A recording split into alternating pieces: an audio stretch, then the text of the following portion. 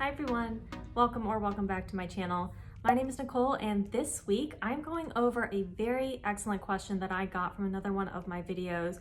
I'll leave the entire question for you here, but basically when you're working on a new build home, when you are working with one of these, very large companies, do you need a realtor?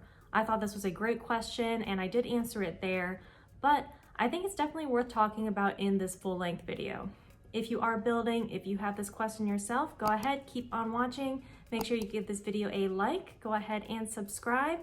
Let's get going. So like I said, this was a question that came from another video. I'll leave a link to that right up here, where I talk about a couple of things that I wish I knew before going into the new build buying process. Now, while you do not need to have a realtor in order to go through the process, personally, from my experience, from everything that I've learned, I absolutely would get a realtor. Now, if that's all you were looking for, I guess you can go ahead and click on off, but let's talk about why I think that's kind of your best option to make sure you're covered. So first thing to always remember, when you go into that new home model and you're looking around and you're thinking, maybe I could live in this place, maybe this is the neighborhood for me, I really like the style of house, that salesperson is going to come up to you, and you have to remember they are sales. They are selling you the home, they are selling you the builder, and they do work for that builder. You have somebody who might be fantastic to work with. I have nothing but great things to say about the builder that we're working with right now. Even with all of the delays, it's really been a little bit more on the county side, but I've had many discussions about that in the past. So the gentleman we're working with at the builder, again, has been so great, but it's always good to remember that they do represent the builder first and foremost. So they are always going to work for the builder to have their protections in mind. That kind of means that you're representing yourself, you're representing your own interests, and if you're like me, you know what you like in a house. Now, I've gone through a couple iterations, but you don't understand that contract and the building process, you might want to go with somebody who has a little bit more expertise on that. So yes, I would absolutely get a realtor, and this is key. I would make sure you have them lined up before you go and visit. Now that might seem a little bit strange because you want to go see if you like the house, if you like the neighborhood, if that's even the builder that you want. Maybe you're just kind of looking around and you're not even sure if you're interested yet. Still, it's good to have somebody lined up, have their business card, so that when you do go into that house, you're basically walking into their front office. So you want to make sure that they know right up front that you are working with somebody. They're going to want to take down your information right there, and they will start emailing, calling, just to see if it is something. Again, they're trying to close a sale. So you do want to make sure that you are covered right from the get-go. Having that buffer not only helps from maybe a sales call aspect, it's also important because sometimes if you try to bring in a realtor later in the process, the builder might not always allow that. So you want to make sure that they are named right up front so that you can get that help along the way. So what can this realtor help with? First and foremost, builder reputation. It might be a very well-known builder. It might be a kind of niche, not as well-known. Maybe they're newer to the area. Either way, there's probably a couple of things that you might not know about, and a realtor might have a little bit more of that inside knowledge of that kind of home that's been built before. Maybe they have been in the area for a long time. Maybe they've seen fantastic results with people they've sold to. Maybe they've seen some things that they want to make sure that you know to watch out for. So just that kind of historical knowledge on the builder is something that somebody who is an expert in the industry can really bring to the table. Not only is the builder's reputation something that you'll want to know about, but also the surrounding area. When you move to a new area, maybe you don't know it as well. There are certain questions that realtors are not allowed to answer, but they will probably know the area a little bit better and kind of give you a good idea of what to expect and what else might be being built around if you're not as familiar with the area yourself. They may have had clients who have moved in around town. They may live there themselves, so they might have a little bit better understanding there.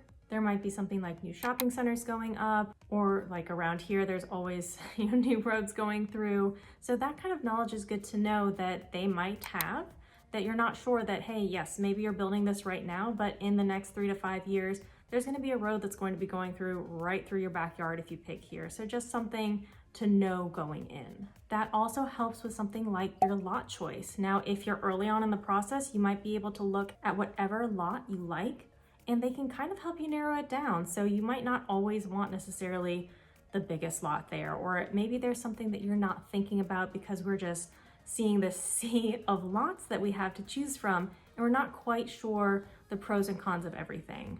Somebody who works in the real estate business is really going to know, for resale purposes, for just general peace of mind, kind of what you want to look for in a lot. So bringing in that knowledge is going to be very helpful. So resale might not be something you want to think about when you're building your dream home, but it is usually something you do want to consider. We might not be in that house forever, so you want to make sure that when it does come time, if it comes time, that you are able to sell for, the best price, and making sure that you have something that is appealing to potential buyers. So not only is lot selection something you want to look into, but it might be other things like the structure itself, maybe some of the add-ons, maybe some of the upgrades. So all of that kind of trend knowledge is something else that a real estate agent can really bring. So something that we'd like to do is, generally, we don't need all the bedrooms that the house comes with, so we do tend to like to knock down a wall, create a loft area, just to open the space up a little bit more. Now, my real estate agent, who is also my mother, so I don't want anybody to think I'm biased here, but she's also let us know that, come resale, having that wall down kind of hurts us in the long run because it's no longer a bedroom. It's not something that you can kind of list there for that resale as a bedroom. You can list it as a potential. You could say that you can put a wall up, which shouldn't be too difficult, but it is additional work that your buyer would have to do. So things like that to keep in mind just for those kind of future visions. Same deal when it comes to upgrades. Now, it's not like they're going to come with you to the design center, but there are some things that are going to be better investments than others. There's definitely things that people look for when purchasing a house that you might want to consider, even if you have some other priorities. Not only what's kind of worth investing in, but also what might not be worth investing in. So these are discussions that you can have that can help put your money in the best direction, or maybe help save you money in some other places. So I know when you're building this house, you just want it to be yours, and that is so exciting, and I absolutely think it should be. If you do know that this is not your forever home, if you're looking to rent it out later, or if you are looking to move, say, just at some point eventually, you want to make sure that you are making it as appealing as possible. If you do get into a point where, the market has been crazy lately, but sometimes we do get into a little bit more of a tough real estate market, you want to make sure that your home does kind of stand out from the others. Contract understanding is another piece. So when you go and you sit down to say, yes, I want this, let's go ahead and sign all of the paperwork, there's a lot of stuff in there. They are many, many pages long. And I don't know about you. I mean, I love to read, but I don't necessarily comprehend everything that's in this binding legal document. So somebody who has read through these before, who knows what to look for, what red flags you might find in there, that's information that is only going to be helpful for you. And not only understanding the language in the contract, but also being able to assist in any negotiations. Now, I don't always know what you can and can't ask for. Having done this a couple times, I feel like I know a little bit better now. But sometimes there are things that you can kind of get from that builder that you wouldn't even know to ask in that contract stage. So in that kind of very first early on look where you do eventually sign your name on that dotted line, there are some things that your realtor might be able to help you negotiate from the beginning. As you go through the process, you're going to have your pre-drywall inspection, you're going to have your pre-move-in inspection. There are a couple of different places that you'll want to have somebody else walk through who does that for a living and can tell you of any potential issues. Now, you can obviously go ahead and hire an inspector. That's totally up to you, but a realtor might have a little bit better connections to people who do home inspections to give you a recommendation, to make sure that you're not getting price gouged, to make sure that you have somebody who is reputable. All of those things can really be helpful, not only with inspections, but also on the financing piece. So you'll probably have some type of preferred lender from the builder themselves. They'll have, some incentive to go through them. They'll give you $5,000, $10,000 towards closing if you go with their preferred lender. Sometimes that's the best deal and you should do that.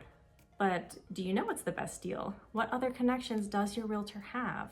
Chances are they've worked with a couple of lenders themselves and they can get you a couple of different quotes, a couple of different kind of just double checks to make sure that you are going with the best case scenario. So that money towards closing by going through the builder's lender does seem very appealing, and sometimes it is the best case. Sometimes it's not, and you have to think long term. If you're going to be there for more than, say, 5 years, it might make more sense to go through somebody who does give you that lower rate in exchange for that cost towards closing, because it will lower your monthly payment. and that kind of ROI will hit somewhere in that time frame. So finding these things out where it comes to your money are so good to know. And finally, it's just making sure that you're covered. It's making sure that you have an advocate, somebody in your corner. Like I said, the salesperson there might be fantastic to work with, and they might truly, absolutely care about you and your wants and your needs and all of that. But at the end of the day, they represent the builder. And you have to keep in mind that that is their true purpose. So having somebody that represents you is only going to help. Now, like I said, you can go through this whole process without a realtor. I have only done it with a realtor in the past for these reasons. Also the family ties, but that's a different story. But I'm very interested to know, have you gone through this process with a realtor without? What would you change? What did you like? Go ahead, leave a comment below, kind of start a conversation. It could be very helpful to somebody else who might be thinking about purchasing a new home, who might be, going through this process right now. So any tips, advice, anything like that is only going to be good for anybody else who might come across this. I do hope that my experience has been helpful here. Again, that's kind of why I started this channel, was to go over some of the pains that I've gone through and just be very honest and open about what this process looks like, because it is such a big and amazing thing to go through, but it comes at a cost. It comes at not only a literal cost of your dollars, but sometimes your sanity, sometimes all of this waiting that's happened with the new, supply chain issues. There's a lot of good, there's a lot of ugly. So you want to make sure that you are just as prepared as possible for what you're about to do. I do hope you found this helpful. And again, I don't know your name, but thank you so much for asking that question. I think that it was so great, and I do hope it helps other people as well. I hope you stick around. Go ahead again, like this video, subscribe, leave me a comment below. Other than that, I can't wait to see you in the next video. Until next time, bye.